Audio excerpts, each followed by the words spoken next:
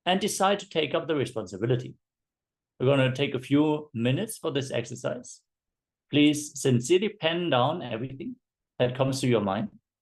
And if you have any questions or doubts about this exercise or the state or status of a leader, please let us know in the Zoom chat or on YouTube or Facebook, wherever you're tuning in from. Let us now enter into this exercise.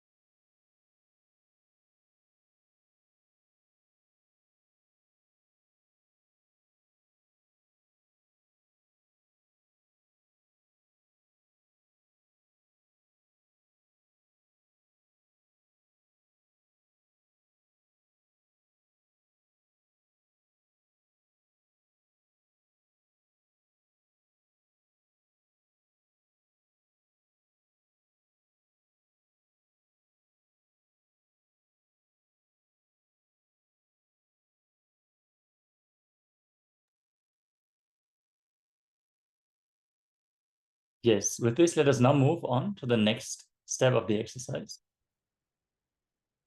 Let us once more take a few minutes to internalize, share, discuss the revelations about what it means to be a leader. Now that we have elaborately penned down the places where we already take responsibility and places we are yet to take responsibility, but we made this decision now, let us enter into the next segment, which is going to be the next round of the power manifestation. As today we're manifesting the Ashtamaha Shaktis, let us now enter into the next round of Mahima, which is increasing the size of an object on our palms. Make sure you have a palm-sized object available. And that can be anything from a fruit to a coin, a bottle cap, a stone, anything you have available, a small figurine. You can be creative with that, as we are going to enter into the Shastra Pramana for the Ashtamaha Shaktis.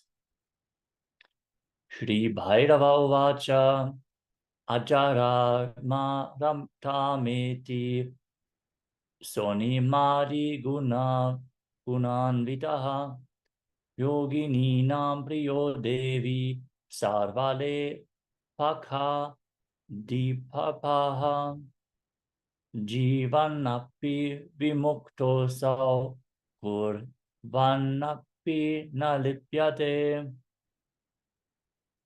From the Vijnana Bhairava Tantra, verse 141. O Devi, the aspirant who has become efficient in any one of the dharana, the techniques given in the Vijnana Bhairava Tantra, gains freedom from old age and mortality and becomes endowed with anima and other powers, the Ashtamaha Shaktis. He becomes dear to the yoginis and the master of all Milapakas. He is liberated even while carrying on all his life activities. He is unaffected by that. Now, let us enter into this power manifestation. Please sit in a comfortable cross-legged position with your head, neck, and spine in a straight line. Visualize that Paramashiva has come down as Bhagavan Nithyananda Paramashiva from Kailasa. Remember Paramashiva in your third eye and sit with the powerful cognition that Swamiji has descended to raise the universal consciousness, and he is manifesting through you through this power manifestation. Intensely vibrate with the Ajapajapa of the Mahavakya. Om Nithyananda Paramashivoham. Om Nithyananda Paramashivoham. Om Nithyananda Paramashivoham. Soak in that sweet feeling connection with Swamiji to experience the being of Paramashiva. Now, hold the object in your hand that you decided you want to increase the size of, and let us enter into this round of the power manifestation. Keep vibrating with the Mahavakyam as you declare the size of the object to increase.